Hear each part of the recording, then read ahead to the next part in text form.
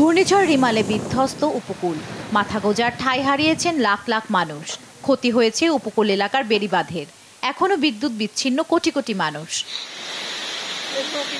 মঙ্গলবার রাজধানীর শেরেবাংলা নগরের এনইসি সম্মেলন কক্ষে অনুষ্ঠিত জাতীয় অর্থনৈতিক পরিষদের নির্বাহী কমিটি একনেক সভায় উঠে আসে রিমাল। সভার চেয়ারপারসন প্রধানমন্ত্রী শেখ হাসিনা ঘূর্ণিঝড় দুর্গতদের পাশে দাঁড়াতে নির্দেশ দিয়েছেন সরকারি কর্মকর্তাদের। পাশাপাশি যেসব বাঁধ ক্ষতিগ্রস্ত হয়েছে সেগুলো দ্রুত সংস্কারেরও নির্দেশ দেন। সভা শেষে সংবাদ সম্মেলনে এ নির্দেশনার কথা জানান পরিকল্পনা মন্ত্রী। প্রধানমন্ত্রী পানির জন্য বললেন পানির ব্যবস্থা করতে, যাতে পীড়া না দেখা দেয়, এটা হলো বড় প্রয়োজনীয়তা। আর একটা লং টার্ম সিদ্ধান্ত প্রধানমন্ত্রী দিলেন যে বাঁধগুলি আছে, নদীর পাড়ে যে বাঁধ আছে অনেকগুলো বাঁধ, সেই বাঁধগুলো অনেক ড্যামেজ হয়ে গেছে। তিনি আদেশ দেন যে দ্রুত সম্ভব এগুলো সংস্কার করে কার্যকরী করতে হবে। বর্ষা আসছে, আরও খুব কষ্ট বাড়বে মানুষের।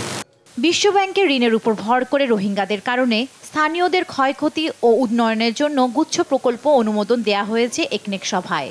তবে সরকার প্রধানের নির্দেশনা, ঋণের অর্থ ব্যয় করা হবে না রোহিঙ্গাদের জন্য।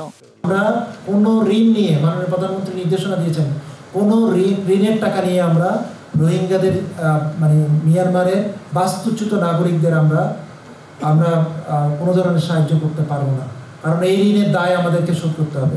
সুতরাং ওদের অন্য দেশের নাগরিকদের জন্য যদি দিতে হয়, যদি করতে হয়, সেটা ওয়ার্ল্ড ব্যাংক তাদের ফান্ডিং মেকানিজম চেঞ্জ করতে হবে, এবং সেই কারণেই তারা ফান্ডিং মেকানিজম চেঞ্জ করেছে এবং সেটা তারা অনুদান হিসেবে আসছে।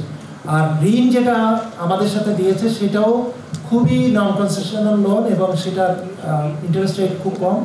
একনেকে 14,337 কোটি 38 লাখ টাকা ব্যয়ে রোহিঙ্গা উন্নয়ন সহ 11 প্রকল্পের অনুমোদন দেয়া হয়।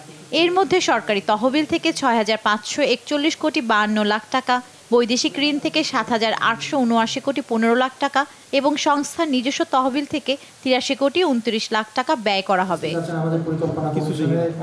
জান্নাতুল মোহনা, দেশ টিভি, ঢাকা।